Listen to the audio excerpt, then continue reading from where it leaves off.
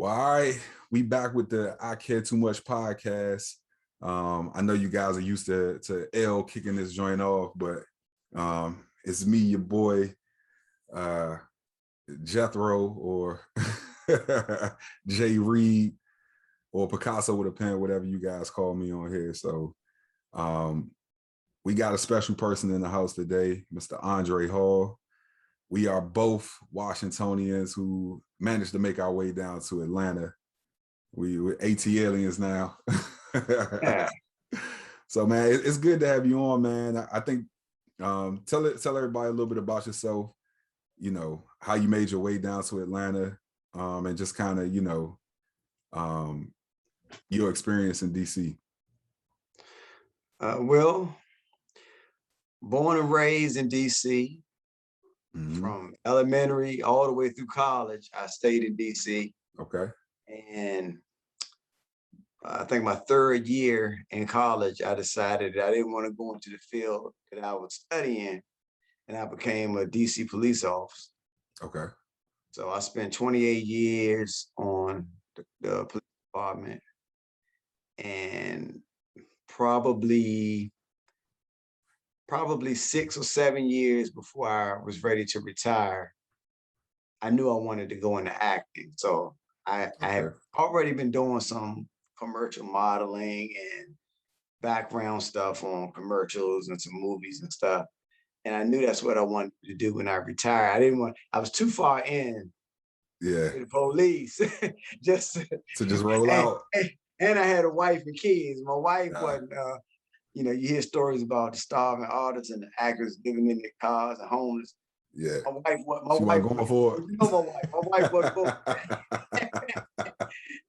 And I don't think my kids were either. So I waited till I retired, and we made our way down here to Atlanta. And you know, I've been acting and doing some personal training. My wife, she's a personal trainer, so I've been helping her, and we've been doing some spin class training and fitness training down here. So, you know, I love home. Yeah. But I've quickly grown to love Atlanta. So that kind of happened to me, you know what I'm saying, like on a visit. I came out here to visit in 2009. Shout out to my college roommate, Robert Dowdy. He moved down here to go to Georgia State, and, you know, just helping my boy move.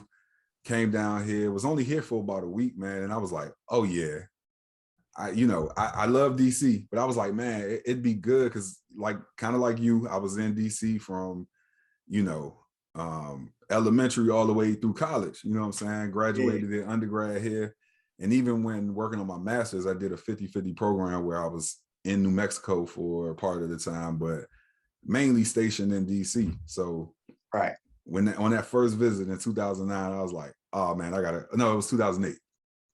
I was like, man, I want to move down here. And so it took me some years, but I eventually got down here. But I got to tell these folks the interesting story about how you and I met and how I found out that you were from DC. We both were, you know, you doing the cycling class at the same gym where I was the personal training director, and now I'm just kind of doing personal training. And I'm hearing your cycling class, and I hear some go-go come on. And I'm like, hold up. I'm like, ain't nobody that's not from DC just gonna be playing go-go during their cycling class. And so, man, you know, every time, and I don't know if it's like this for you, but every time I hear somebody from DC or I find out somebody from DC, like, I get excited down here, you know. And so as soon as you came over there to kind of clock out, you know, from your cycling class, I was like, hey man, where you from, man? You already knew. Yeah, I already knew. And then when I started hearing your voice, I was like, oh yeah, nah, he from DC, definitely. Yeah, man. Yeah, you know, funny thing is, my wife and I, similar to you, like years ago, we had friends, like our best friends, that kind of introduced us to one another. We're living down here. And this was early into my police career, like 20-something years ago. We had came down here, the same thing, to visit, and we were about to move down here. I was gonna quit police department, move down here. And I was like, no, I can't do it. I'm gonna stay. I'm gonna finish out. Yeah. And I kind of kept that. in the back burner as I approached retirement. Mm-hmm. It came down to we had been, my wife, same thing. We had been in DC, DMV our whole lives. We never lived Yeah. anywhere else, and it was either here or LA. And Atlanta just made more sense Yeah. economically, Yeah. Yeah. Definitely. logistically. Everything just made more sense. Right. Um, moving to Atlanta, and we had a lot of people we knew already here. More than we Mm-hmm. had friends in LA too, but more so here. Yeah. And we could just jump in the car and drive back home whenever we wanted to. Yeah. So, so yeah. So just in thinking about that and moving away, because I think, I run into some folks who they love DC and they don't want to leave, but I also run into some folks who love DC, but they're like, yo, it's just time for me to get away. One of the things that kind of made me feel like, all right, it might be time for me to get away was just how much the city had changed. Tell me a little bit about your experience about, the old DC versus the new DC. And maybe start with kind of some of your experiences growing up in DC and, just that feeling that you get and that pride that you get. Because DC folks are very prideful people, you know what I'm saying? Like, Yeah, man. Especially if you're not from, and I'm not even gonna say just DC. If you're not right. from the DMV, like some people don't like the term DMV, but Mm-hmm. coming to Atlanta because I actually live in Austell. Yeah. But if I'm outside of down here, nobody Mm-hmm. knows where Austell is. Right. I'm Yeah. from Atlanta. I live in Right. Atlanta. Yeah. And then they can kind of put it into perspective. Because if I tell people, like before I retired, I lived in Waldorf, but I was Mm-hmm. still working in DC every day. I'm in DC every Right. day, all day. But if I told people, yeah, I just moved from Maryland, they immediately Think Baltimore. assume I live in Baltimore, right? Yeah. So it's just easier for me to just say DC. Yeah. Yeah, I'm from DC. But growing up,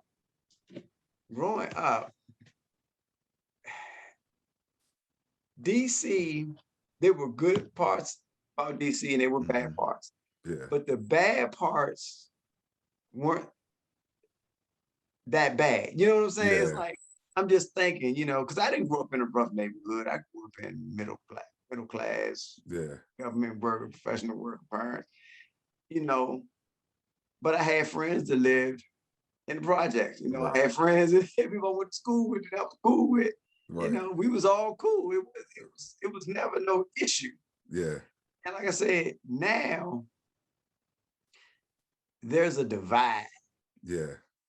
you know, and I watched it unfold as I got older and older. Mm-hmm. And the funny thing is, when I was on the police department, I just happened to work in an area of the city that was going through a transformation Mm-hmm. where people were at that time at the beginning they were getting houses for like $1,000, and they would fix them up. They put bars on doors, on windows. You would never see who even lived in the house. Right. The house was remodeled. It was nice. You didn't see the people coming or going. Uh-huh. And as more and more houses on that block would be transformed, all of a sudden, once the block was majority redone, you see the bars come off. Uh-huh. You start seeing the people out walking their dog. Oh, Yeah. okay, and it was strategic, Yeah. which isn't totally bad because you do have to have some type of growth in the area. Something you do want Right. the area to build up and become better. But they used to do like house, and I would say like it would be Gerard Street, Yeah. Clifton Street, Fairmont, Mm-hmm. up there in Northwest. Right. There's nice brownstone, nice row houses. And every time like 4 or 5 of them would be renovated, you would have a host house and they would have all of these, food and hors d'oeuvres. It was set up Mm-hmm. real nice. And they would have maps. and you would go through the neighborhood and go from house to house and how they remodeled the houses because they want you to get on board and get you a house and remodel a house. So you can see how nice they've done the sub-zero refrigerators and Viking appliances. And as being a police, we had to sit on the route and watch the people walk from house to house to make sure they ain't get robbed. As soon as you said Clifton, I was like, oh, wait now. Yeah. We just have to sit on the route and watch the people go from house to house. And I said, man, this is interesting because this whole neighborhood is going to change. I mean, it's in the works. It's not an if, and, or but. It's going to happen. Yeah. And I watched it unfold. And the bad part was you had people who had been there who were alienated. And, you know, it's not anyone's job to come in and try to help somebody. They've been in, but you can't come in and just alienate them and try to drive them out either. You know what I'm saying? It's like, I remember an older lady that had a house in Logan Circle. And if you're familiar with Logan Circle, Duke Ellington used to live on Logan Circle back in the day. And they took his old house, was on Logan Circle, and they divided it into like multi-million-dollar condo, but they had like divided in 2 or 3 seconds. And this lady had a house on Logan Circle. She was older. She had a dog, kids, and they would come by and try to help the house. But the lady didn't want to move. The lady had been there for like 40, 50 years. Right. She was like, I'm not moving. Yeah. And the neighbors were trying to drive her out of the neighborhood. They wanted her to renovate her house. First of all, she's older. She's on a fixed income. She's been in the house for 40 years. Of course, you know, the house might need some work. Right. The kids are grown. They have their own families and houses and mortgages they have to take care of. But they also don't want to make their mother move. Right. They're like, okay, the taxes are paid, the house is paid for, we'll cut the grass, we'll try to get the house up the best we can. She's not remodeling or renovating this house to appease you all. And I talked to one of your daughters, and the daughter, you know, my mom is here, she don't want to move. She could sell this house. And I knew it. She could sell the house and make a mint. But she didn't want to. She didn't care. She was like, when I go, y'all can sell the house and spend the money, you know. Right. I just want to be here. Well, because the neighborhood had transitioned and these houses are now worth like well over $1 million, even back then, and then they probably like 2-3 million now. Yeah. Her taxes were super high, even though she was old. Right. You know, her taxes high. She was like, I can afford to take money, you know, mortgage and pay the taxes on this house and do, you know, so it's that was just one case, you know, it was other cases like that too, where the city was changing, but the people don't want to embrace. You can't just come in and just take over somewhere. Right. That's never right. I think that was probably my biggest issue with it, right? Like it wasn't necessarily that, like, you know, you see some of these neighborhoods that were run down and you see that they, you know, they get a facelift, you know what I'm saying? And that part looks good because you don't want the city to be, you know, run down, you know. But at the same time, I didn't like the stripping of the culture. And that's why a few years ago, when the people right there off of 7th Street, not too far from Howard, right there by Howard Hospital, where they were complaining about the Metro PCS store, about them playing go-go in front of it. Man, they've been playing that since I was in Woodson, Joe. They've been playing the music there. They played it when I went to Howard. I'm like, you knew they played it. Right. Prime example, my first 15 years in the police department, I was up in 3rd District. Covers Adams Morgan. Covers Highway all the way over to Adams Morgan. Right. Well, Adams Morgan, you know, is clubs, bars, restaurants, it's action. Right. And you have people who would move right in Adams Morgan That moved right onto 18th. Right on the street. Yeah. You know, his apartments at the end of 18th, right at 18th Columbia Road. They moved to the apartments right there. And they complain about it's people there and they're playing music. And it's 9:30 at night. I said, well, it's a Saturday, it was a Friday. And every restaurant, every club, there's people everywhere. Right. That's just too loud. And why did you move?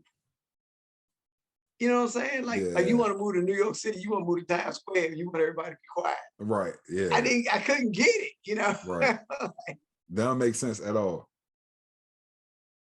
And so it was stuff like that I was starting to see change, you know. And I understood why, like, you know, when I first got to college, I got to school, I got to Howard in the spring of 03. And at the time they started to close some of the clubs. And I understood that part, you know. But then when I started seeing stuff like, you know, like you said right there in Adams Morgan, where some of the little lounges and stuff, they started to kind of shut down. And it was a part of what you were saying, like that part of it for me was like, man, they are really stripping this city of its culture. You know, I understand, like, you know, certainly those neighborhoods that are so run down that, you know, they aren't livable, like, let's invest, let's, you know what I'm saying, let's build those neighborhoods up. But let's not strip the city of its culture. It's like I come down here to Atlanta, Mm-hmm. and there are things about Atlanta that I want to know. Right. And it's things about Atlanta I'm not going to disrespect. Right. You know what I'm Right. saying? Right. I mean, I ain't from here. Right. I claim Atlanta now. You know, Yeah. I'm a surrogate Falcons fan and Hawks fan because I'm here. You know, I'm still cheering for the no name team. But because I'm here by default, I'm a root for them too. Yeah. So I'm never gonna show disrespect for somewhere that I live. And my thing is, you coming into the city, you might want, you know, it has to be balanced. Right. You can't come in and think everything is just supposed to. Right. You know, I said at community meetings, like over in Shaw, I can recall one time in Shaw, man, they were going at it. And I told the black and white, I said, listen, this is ridiculous. Yeah. I said, I've come in and it's been better meetings with high school students where they didn't argue and get ready to fight, do all that y'all doing. I said, this is crazy.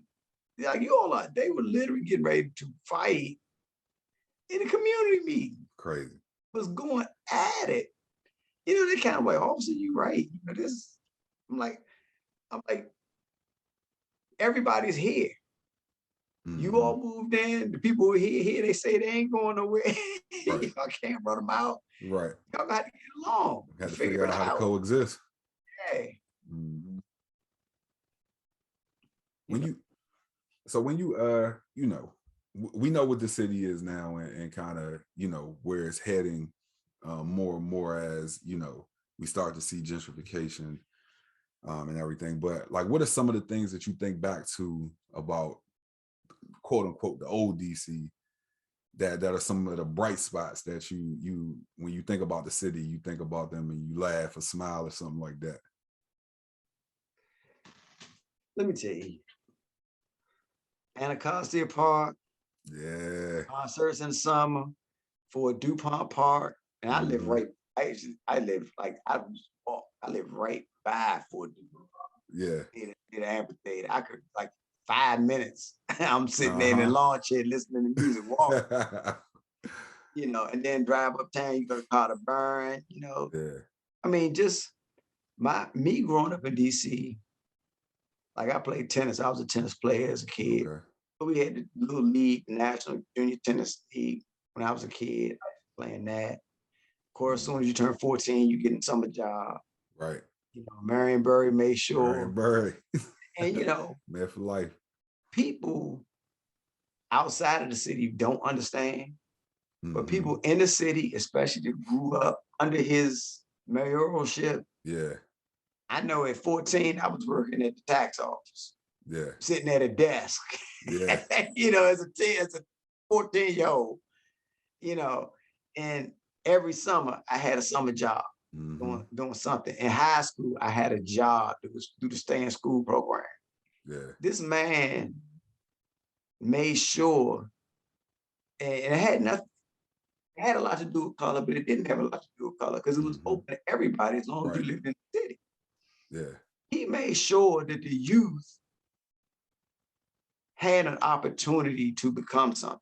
Right. If you wanted to become something, you could become something. Yeah. The opportunity was definitely there.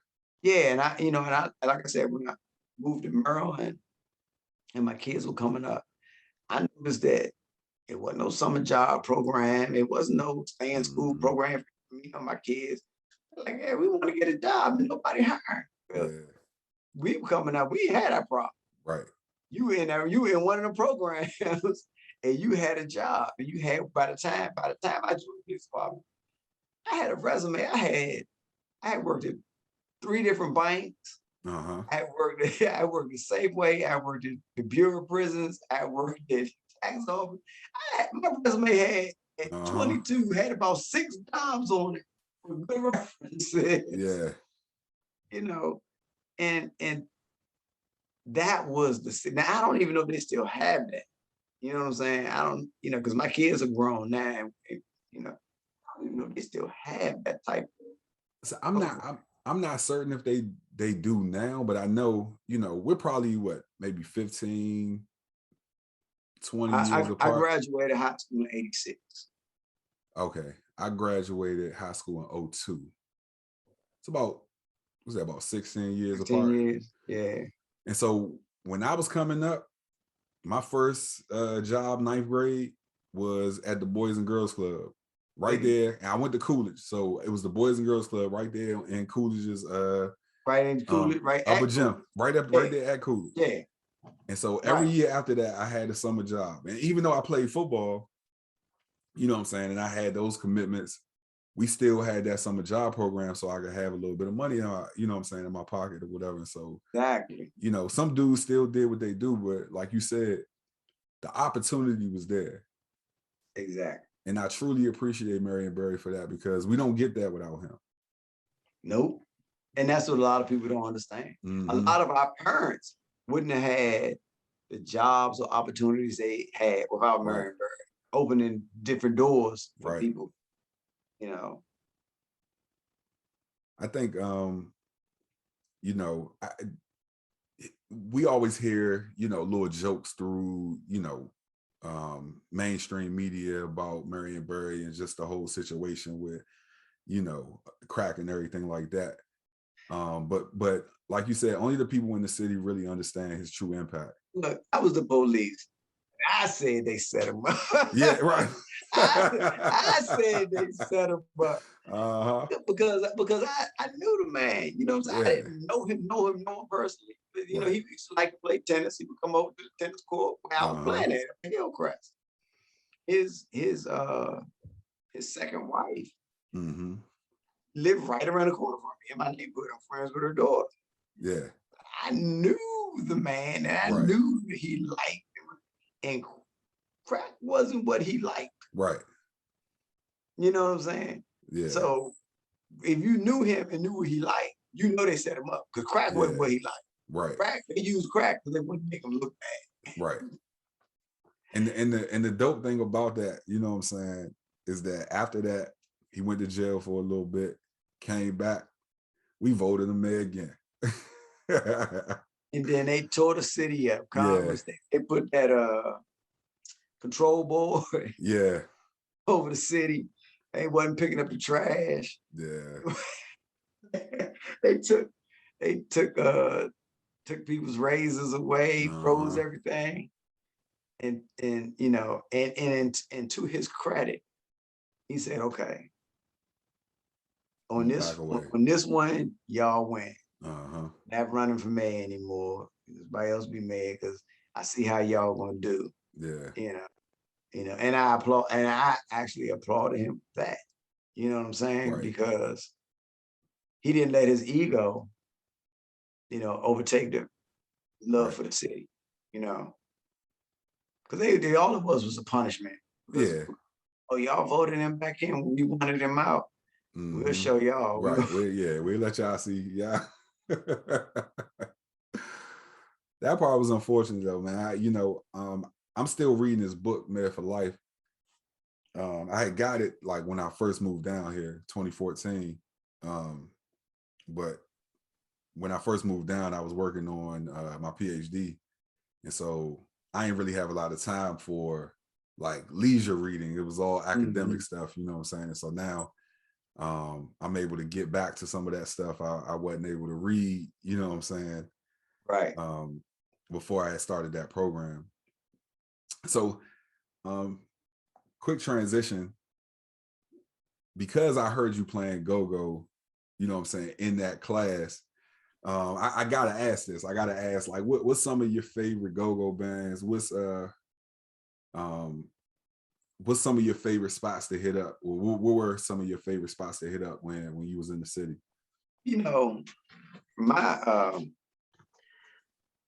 My uncle used to play. I grew up with my uncle till I was 10. He's a jazz guitarist. Okay. Named Earl Carter.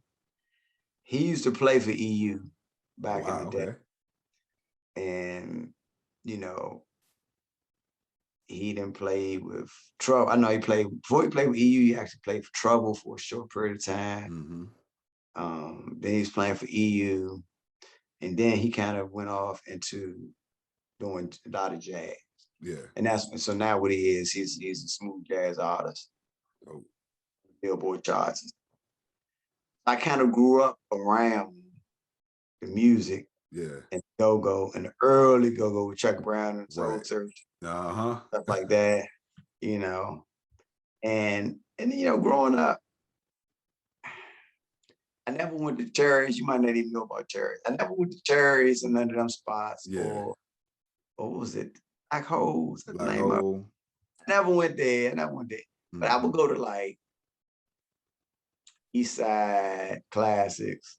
Oh, classic. I would go to different clubs. You know what I'm saying? If Dunk God or Ray Essence or one of them was at one of the clubs, I would go there to see them. Yeah. one of the clubs. But as far as go-go music, EU, Ray Essence, Trouble Funk. And then even now, I like a lot of Backyard. Okay. I like Backyard, and they're not around anymore, I don't think. But I actually like Mumbo Sauce. I like that. Those are my guys, man. Shout out to Black Boo and that team, man. I think the last time I spoke with those guys, the last time I spoke with them was probably somewhere around 2013, 2014, right before I left the city. I was about to call it Macumbo Lounge, not Macumbo Lounge, Bohemia Caverns. You remember that spot? Right on U Street. Right there on U Street. So it was a spot, it was in the same building, but it was the upstairs spot, Live. They used to host an open mic there, I want to say every Tuesday night. And they were the house band. Black Boo was the host. And they were still rocking out back then. But I haven't heard much from them since around that time. Yeah. I don't think they play together. I knew one of the guys in the band, but I don't think they play together anymore. Yeah. But all of it's all of the groups I like, but each group got certain songs I just like. You know what I'm saying? Like Novi's Groove is certain. Yeah. I know a couple of dudes Novi's Groove is like that I went to school with. It's like certain songs like, oh yeah, that's my song right there. Right. Yeah. That's my song. You hear it and it ring off, and it's like, oh yeah, that's it right there. I think for me, I grew up with, and I went to school with a few of the guys from Uncalled For. They started off the Uncalled For band, UCB, and then they changed their name to the Uncalled For Experience. And for a while, and they probably still are, but for a while they were Wale's band. Okay. You know what I'm saying? That was, you know, whenever he would travel and he would go out, like I think he did the BET Awards, and that was his band doing the BET Awards. Trey's always with him, you know what I'm saying, from the Mike, the singer for UCB. And so one of the things that I liked about the go-go bands that I really vibed with was the original music. You know what I'm saying? Like, you know, I dug some of the covers, but when you would hear a go-go band and they would have something original, I would kind of gravitate to that more, you know. My dad and my uncles kind of like my dad and my uncles were all a part of funk bands. All of them. Okay. They did something with a band. Like my Uncle Jeff sang, my Uncle Gary played the keyboard. My dad was a percussionist. My uncle Greg was a percussionist. And so, you know, Yeah. I grew up with that music in my blood, you know what I'm saying? And so I didn't start doing music until I graduated college. Maybe a little bit while I was in school, but that was always a part of me, you know. But I kind of took the route of athletics and playing football and basketball, baseball, and stuff like that. And so it was kind of hard to try to balance the two, you know. But so speaking of music, you know, one of the reasons I wanted to have you on is me and my guy L, we're working on this project, and so we gotta, you know, right now I think we probably have about 13 songs on the project completed. We probably only gonna add maybe 2 or 3 more. But a few of the songs on there are like songs that kind of encapsulate our experience with being from DC. And one of the songs is titled Local Nigga, or Local N-Word. I don't know if we're gonna change the name of it or whatever, but and the song is kind of about just kind of transcending like the city, right? And so at least with my verse, what I wanted to capture is like my pride in being from the city, but not only being considered local. Because you went to Howard, you know what I'm saying? Like, right. I know you had to experience this. Yeah. We were categorized. Right, exactly. We were a category. Yeah. You say like, yeah. I remember I tell this story all the time. I was in a cab one day, and I was having this conversation with this young lady, and she was like, the conversation was going great, having a great conversation. And she was like, "Oh, where are you from?" I was like, "Oh, I'm from DC." She was like, and that was the last part of that conversation. Yeah, You know what I'm saying? well, it may be different now, Yeah, like I'm sure. today, but from my part, from when I was there until probably a little after the time you were there, around Howard wasn't that great of an area. Nah, not at all. And the dudes around there was local, you know? Yeah. So if they put you in the category with what they see right around the campus, you know, they don't know about really the other parts of DC, probably Georgetown, Adamsburg, Exactly. and Howard, probably what they knew. Yeah. You know, because they didn't, downtown wasn't even popping, then 7th Street wasn't even developed yet. Right. You know what I'm saying? So it's probably just those areas. So yeah, we were like a category. You know, they probably feel, oh yeah, he probably sells drugs and go to college, you know. Right. You know. Kind of just label you as that, you know what I'm saying? Because that's their only experience with the city for the most part. You got kids from everywhere. You know, you in that freshman orientation. Yeah. You know, who from Ohio? Yeah. Who from Florida? Yeah. Who from Texas? Yeah. You know, who from California? So you got people from everywhere. You got a contingency from DC and a contingency from New York. Right. You know, and they got and all them wearing a label. Right. Yeah. You know, so I know for me, you know what I'm saying? Like, I know you say that, you know, the neighborhood you grew up in wasn't really rough. I grew up until I was maybe 11 or 12. I grew up over in Southeast, right there, Ridge Road. Right there by Fort DuPont skating ring, right there off of Ridge and Eli. Okay, so I went to Susan. Okay, yeah, that's right. Yeah. I went to Susan, and I see. I live right off of Branch and Mass Avenue. Oh yeah, right there. Okay. The exit from the park, and some houses right off of Mass, right Uh-huh. off the bottom, right before you get to Randall Circle. Right. Houses over in that little neighborhood over there. Yeah. That's the neighborhood I grew up in. Okay. So I said it to say because and this I guess even makes my We point wasn't further. that far from each other. Yeah, nah, I'm about to say we weren't even that far. If we was working together, I'd have been walking over your house. Right, yeah. You know, to play Atari or something. Exactly. And so one of the things that and I think that my parents made sure to kind of instill like just kind of transcending like some of those ideologies and mindsets over there. Like they kind of made sure like, all right, like certain people you're not going to be able to hang around, you know, certain things you're just not going to be able to do.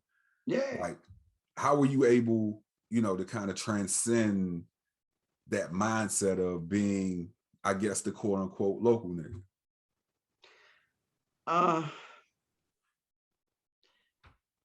My parents made sure that I was somewhat cultured. Yeah. That I could adapt in any environment. Mm-hmm. So I never felt uncomfortable in any work environment. I never Yeah. felt uncomfortable in any social environment. Mm-hmm. You know, and then when I got to high school, I was up at Woodson. I was in the business and finance program. And then they made sure that we had mentors in the business world. They made sure that we did different things. And then by the time I was in the 11th grade, I had a internship at a bank. And then the next year I had another internship at 10th grade, I had an internship at a bank. 11th grade, I had an internship at a bank. And by the 12th grade, I was working at the Bureau of Prisons in the computer center. Okay. And you know, it just, I knew the streets. Yeah. I knew everything about the streets. Mm-hmm. But you know, back then it was just money everywhere. You know, it was flashy. You know, everything was flashy back then. Right. That was the beginning of all of the flashiness, like that we see now. The beginning was back then. Right. and you get attracted to the beginning. I mean, you get attracted to the flashiness, but I never wanted to. I saw too many people get killed. Yeah. I saw too many people get locked up. You know what I'm saying? Yeah. And like, dude, you smarter than that. Right. You know what I'm saying? You can make it without that. You can do whatever you want to do, make as much money as you want to make. You don't need to do that. I always thought about what could go wrong. You know, like God don't want you doing that. So he ain't gonna protect you. Right. Yeah. Now if you out here, you ain't gonna get no protection. You out here living like that. Right. Or you can't expect none. Yeah. So I try to stay where I was supposed to be and let God work it out for me. Yeah. That's interesting, man. It kind of sounds similar to, you know, similar to my upbringing. Like I did grow up in a few rough neighborhoods, like right there on Ridge Road, right there in those projects right there. You know what I'm saying? You know, it was rough over there, but my dad was there. You know what I'm saying? Like, yeah. So one of my boys lived over, like one of my he actually lived down here now. Oh yeah. He's lived right across the street from Susan. Oh wow, oh, yeah, right, yeah. He's lived right across the street from Susan. Was that 37? Yeah. Yeah. And you know, some of the dudes like where he was at was cool, but if you went up on the hill, it's a little bit different. Yeah, nah, it's but real the kids different. that lived up on the hill went to school with us too. The kids from my neighborhood went to school with Susan too, and the kids from Fairfax Village went to Susan too. And I kind of had a benefit of I lived with my grandparents and my uncle up until I was 10 in Fairfax Village, like right across from the rec center, like by the Fort Davis rec. Right. And I knew the kids from up there because I went to Ann Beers. I didn't go to Kimball. So I kind of had I went to Kimball. Yeah, so I kind of had the advantage of going to Ann Beers and living up there till I was 10. Uh-huh. And then meeting the kids in my neighborhood and down off Minnesota Avenue. Then I moved down there and we would go play football with everybody off Minnesota Uh-huh. Avenue. So then I knew all those kids. Right. So by the time I got to Sousa, I just kind of knew You knew everybody. everybody, By yeah. the time, yeah. So that kind of worked in my favor, you know. I think that neighborhood, now that you say it, and now that I think about kind of the dynamics of, I guess, everything that was in that district, it was kind of a melting pot of kind of different, I don't know if I want to say socioeconomic status or different, like everybody who went to Susan and Kimball wasn't from right there in that little spot, You had some kids that went to Susan, had a lot of money. Parents had a lot of money. Mm-hmm. You had some kids who went to Susan, parents ain't had no money. I had no money, yeah. But we all got along. Yeah. It was never no, I'm better than you, or I'm that. Yeah. We just all got along, you know. So another one of the songs, another one of the songs off of the album is called "We Ain't Gotta Live Like This," and it's kind of along those same lines as like you growing up in this environment, right? Mm-hmm. And you see the way that people are living, and you've been exposed to something different, and so it's kind of like you want to show them that, well, we don't have to live this way. You know what I'm saying? And you want to be the example. You want to be the, the person who says, all right, like, look, like, I vividly remember like when I got to Howard, I'm still in the city. So when I was 12, I moved uptown. So I grew up right there off of Kennedy Street. Okay. Right there. I don't even know what that neighborhood is called. I don't know if they consider that Petworth or what, Kennedy and like 14th like and Kennedy? like 5th. 5th and Kennedy. Yeah. Yeah, that's kind of, is that Shaw? But that'd be like that's the too far outskirts down of to be Shaw. Shaw. I think that I think it's like kind of a mix of Brightwood and Petworth. Yeah, so it's kind of mixed all in there together. That could be the bottom part of Petworth. Yeah. That could have been like the bottom of Petworth. And then you got what's that just to the east? I can't even think of the name of it. It's right to the east. It's a train station right there too, Red Line. I cannot think of the name of it. But so I was right there, you know what I'm saying? And it wasn't the worst neighborhood in the world, but it certainly wasn't the best. Not Brooklyn. It's not Brooklyn. Nah, not Brooklyn. It's a station, maybe a station or two up from Brooklyn. I can't think of it. Yeah, it's gonna come to I guarantee as I talk, it's gonna come to me. But the name of the track is "We Ain't Gotta Live Like This," and it's all about me wanting to, like, all right, y'all, like, I understand that this is how we grew up and this is what we know, but we can learn something different. We ain't gotta live like this. You know what I'm saying? Mm-hmm. It sounds like, in becoming a police officer, you probably had to encounter that mindset as well. Tell me about like maybe an experience you had where it's like, all right, you see maybe some young dudes like, all right, I understand that this is your environment, but like, we ain't gotta live like this.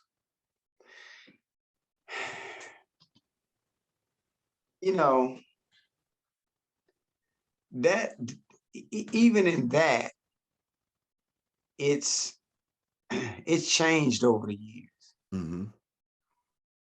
Because I can recall as a younger officer, dealing with dudes, they know they're doing wrong. Mm-hmm. I know they're doing wrong. They know I'm the police. So it was almost like unwritten codes. Yeah. That the police and the dudes on the street live by. Yeah. And if I caught you doing something wrong and I caught you, you get locked up. Right. If you're doing something wrong and you get away or I don't catch you, I ain't talking about killing nobody like that, but just Right. something, you know what I'm saying? You get away, you got away. Right. I'm gonna catch you another day. You know what I'm saying? Uh-huh. I'm not doing extra or putting nothing extra or fishing for nothing extra. I'm gonna catch you another day. Right. And that was understood between everybody. Uh-huh. And I don't know if that still exists because the young guys on the street, they have no respect for them. And the police sometimes I think do too much. Yeah. You know what I'm saying? Because somebody's doing something wrong, if you don't catch them, you don't catch them. Right. You know what I'm saying? Plain and simple. They got away. Yeah. You catch them another day, or they change and turn their life around. And guess what? You ain't got to worry about it no more. They got away that time, but they turned their life around. Right. So my thing is a lot of times I would see people and I would try to help, Yeah. and even if you were, I always had the attitude, I don't care if you was a millionaire or a bum on the street, Mm-hmm. I'm gonna treat you with respect. Yeah. I had this homeless guy tell me one time, I kept calling him sir. He got mad at me, tell me, I'm a bum, stop calling me sir. I said, dude, man, you might not always be a bum. You know what I'm saying? You a bum now, you homeless. Okay. But you weren't always homeless, and you may not always be homeless. So I'm not gonna call you anything other than sir until you tell me your name. Then I call you by your name, you know. And that's the thing. You can't hold people in higher or lower regard based on their economic status or their education or whatever. People are people. Right. There's times where I'm fighting somebody on the street and they're gonna pimp, go get another police or hey, you need help. The pimp saved me, and I might have just locked these girls up the night before, but it's respect. I ain't gonna lock them up unjustly. Right. You know what I'm saying? If I got them, because I caught them. I ain't nothing shady, and they knew that. Yeah. And that was the thing that I liked about being the police. Because dudes, it's funny thing is, dudes that people, female and males, I locked up like years ago.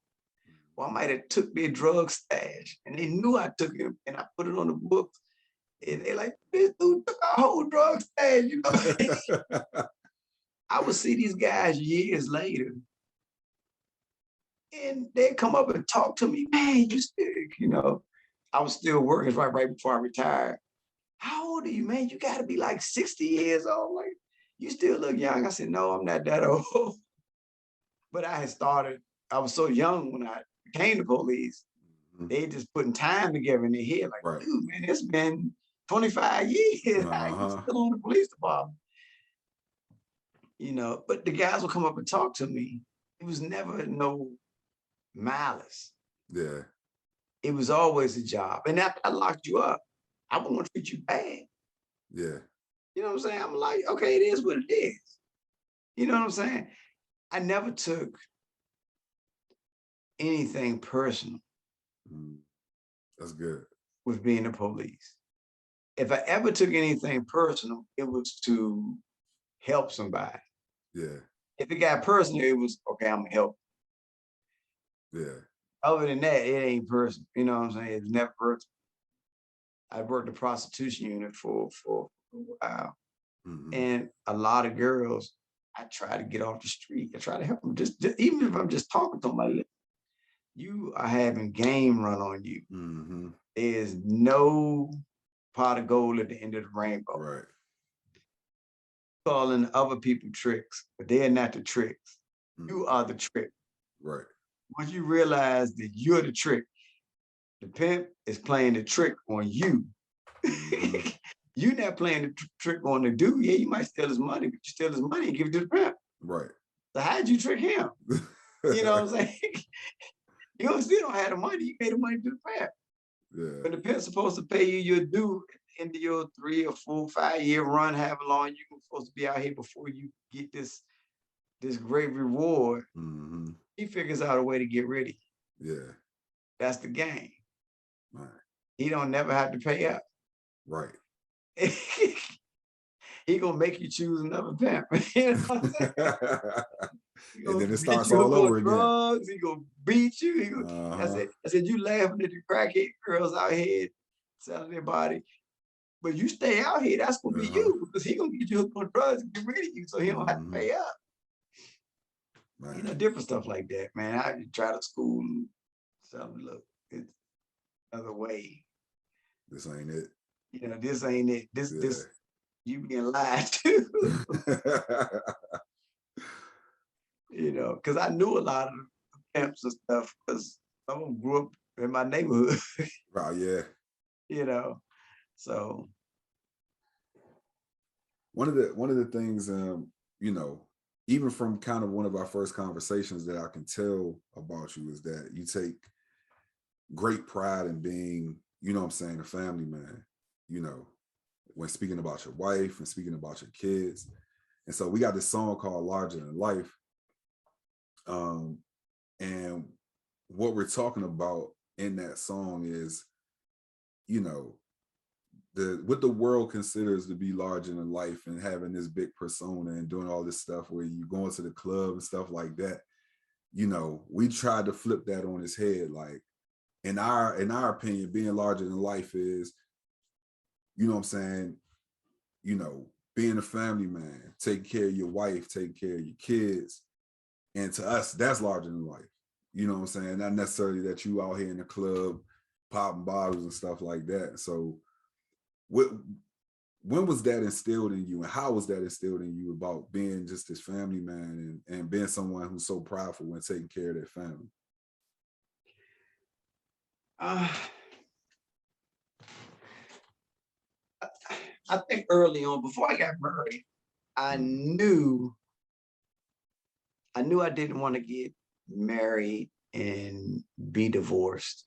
And I know divorce happens, right. but I tried to make sure that I married someone that pretty much no matter what, I would want to be with them, you know, for the rest of my life. You know, you go through ups and downs and everything. You don't always agree, Right. but we put things in place to where we could always somehow come to an agreement. Mm-hmm. Whether the agreement be, okay, you the husband, if Mm-hmm. I fall on you. Yeah. If the ship sink, It's gonna be you on the you. captain. So, you know, I try to just look to God for wisdom on certain things. And I learned a long time ago that it's all in perspective. Mm-hmm. What perspective you look at something from. And a lot of times we look at things through the wrong lens. Mm-hmm. You know, people, you know, think that, oh, if I had a lot of money, everything would be okay. If I had Yeah. a lot of money, everything, you know, all my problems would be gone. If I Mm-hmm. had a lot of money, you know, but the thing is, money is only a magnifier as to who you really are. Yeah. Makes you more who you are. Yeah. So if you pop bottles, go to the clubs, go to the casino, rent out the top floor of the hotel Mm-hmm. and throw stripper parties. Yeah. And you know, if that's who you are, all the money in the world is not gonna help you because you're still gonna be broke. Yeah. You're still gonna be broke. Mm-hmm. And people don't realize that. People don't realize, like for me, I'm a certain way, Mm-hmm. you know. I help my kids, but I only help like one of my kids pretty much self-sufficient. My other kid, she's right across the hall now. Uh-huh. She's a grown now. She's Yeah. across the hall, but I'm only gonna help her so much. Right. And I don't care how much money I have. I'm only gonna help her so much Mm-hmm. because she has to be self-sufficient.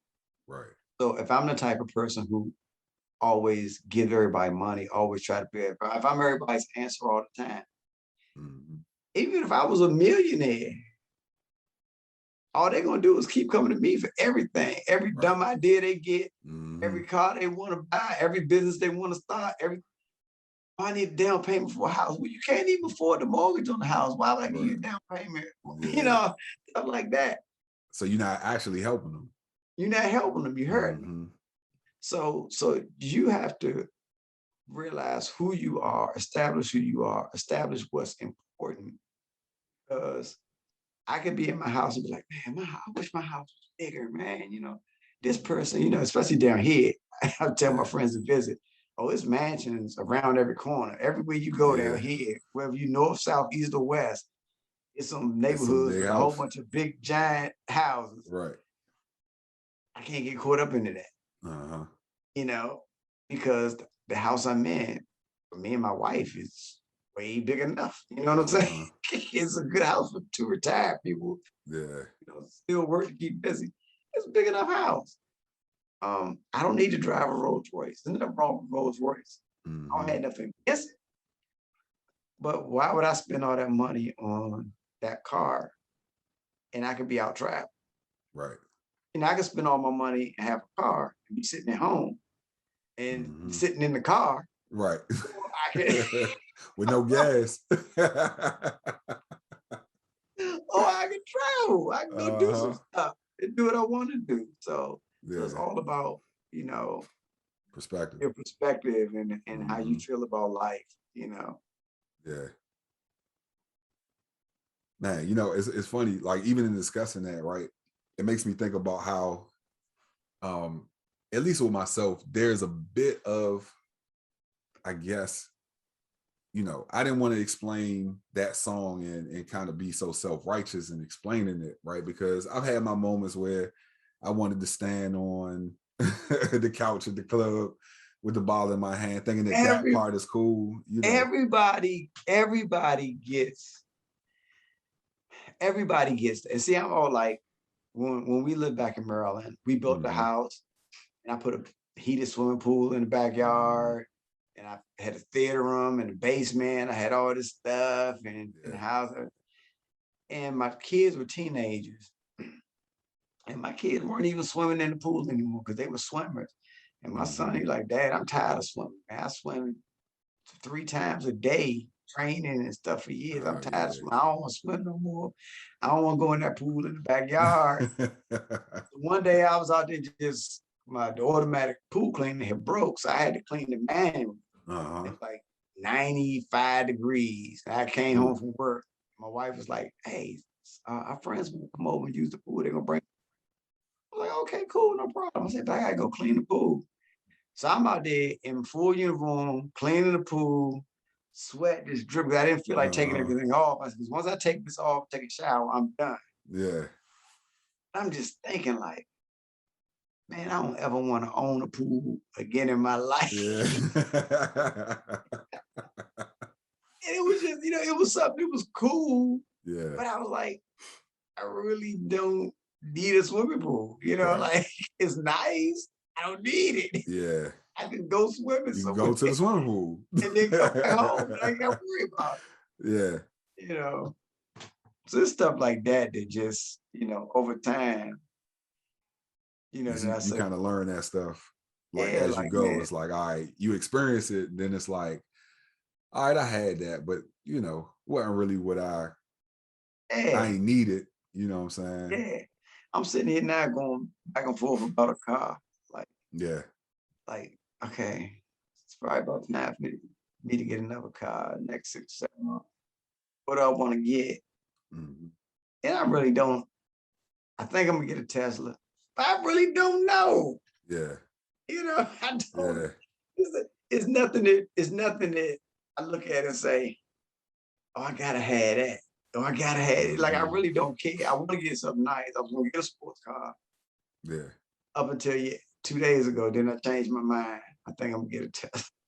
Okay. Be environmentally friendly. Right, right. Lessen your carbon footprint. Yeah, yeah. So stuff Yeah. like that. As you go on, you realize it's not so important. Yeah. Oh, Man. So and this is gonna be the last song we talk about. We got a song called Sometimes Big, Sometimes Pop, right? sometimes big, Yeah, sometimes big, sometimes pop. sometimes pot. Yeah, like Tupac. Oh, sometimes pop. Yeah. Yeah. Okay. Okay. So, Okay. Okay. and it's like it's one of those things where, you know, sometimes in at the core of me, I'm this revolutionary who, wants to do this, that, and the third. And then other times, you know what I'm saying, like, I want to be on a speedboat with with, Gucci It's on it's balance, man. yeah, I'm gonna tell you, it's what I've learned in life. You can't be too churchy. yeah, You can't be too street. yeah. You know, you can't be too healthy. And I had a friend, this bodybuilder, Mm-hmm. and he got sick. His body had started to turn on him. Oh But wow. he ripped the shreds. I was like, Yeah. dude, man, I wish I had the energy to live like you live. But he told me he got sick Mm-hmm. because he was working out so much. And it's like his immune system started to, I Started forgot attacking. what had happened, but it started attacking. So he had to slow down and change the way he was working out. And he still Mm-hmm. got up, still big. He kind of changed the way he was doing stuff. So it's like, even if you're a vegan, you got to make sure you balance out what you're doing Right. because you can get sick that way. Yeah. So for anybody, I say, hey, it's just a matter of balance. We all should be a little bit big, a little bit pop. You know, Yeah. Yeah.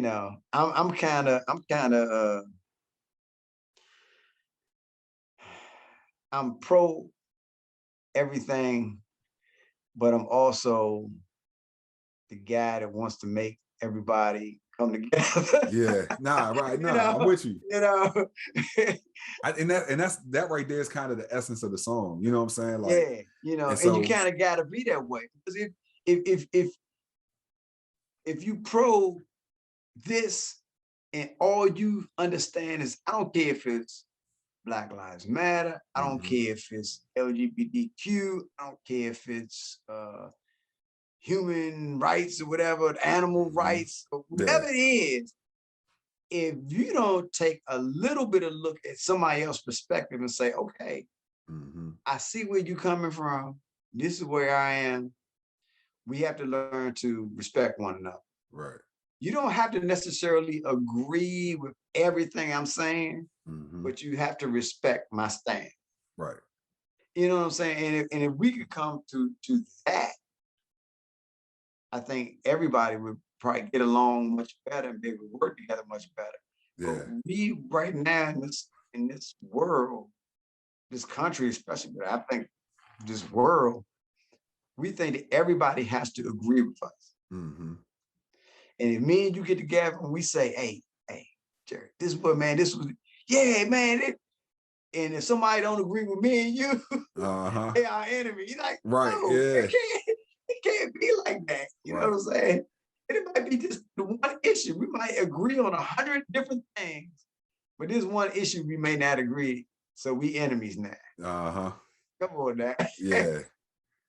That part is unfortunate. We've been saying that with the whole Dave Chappelle and the counseling of his special on Netflix and everything. Um, and it's like it doesn't matter how much you do or how well you do or what things you do for others. If this whole cancel culture thing is real, if you say one thing that people don't like or they don't understand fully or they're ready to It's, just get you up out of here. but it's crazy because, and the thing is, the people who are trying to do the canceling, if we sat down and had a conversation, I would find something that you saying that I don't like. Exactly. And then what I'm gonna do, I'm gonna cancel you now. Right. And I'm cancel you now because you're saying something that I don't like. Yeah. It's crazy. We don't have to agree with one another. Mm-hmm. We don't have to. Right. Especially me now, I'm older now. It's like I'm getting like I got a 99-year-old grandma. Do what you want to do. Yeah, she ain't got to agree with nobody. She got all her wits. She got all her wits, all her sharpness. Like, man, I ain't got to agree with nobody. I'm 99 years old. I got to agree with nothing. So it's a thing, whereas I have to love you. Yeah. I'm commanded to love you. Right. I should respect you. Yeah. I don't have to agree with you. Yeah. Man. Well, Andre, man, I just want to say thank you so much for, we have been talking about this for a while, and I really have been wanting to get you on.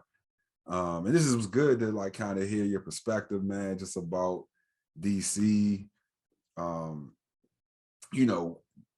You growing up in DC a little bit, before before me and some of your experiences and everything, man. So I truly appreciate you coming on, man. I wish my boy L could have been on here with us, man. I know he probably had some questions that he definitely wanted to ask. Right. Hey, man, it's my pleasure, man. Yeah, man. And I'll see you around the gym, man. Yeah, we'll see each other probably next day or two. Right. Well, thank you so much, man. This is the I Care Too Much podcast, and we out of here. All right, peace. Peace.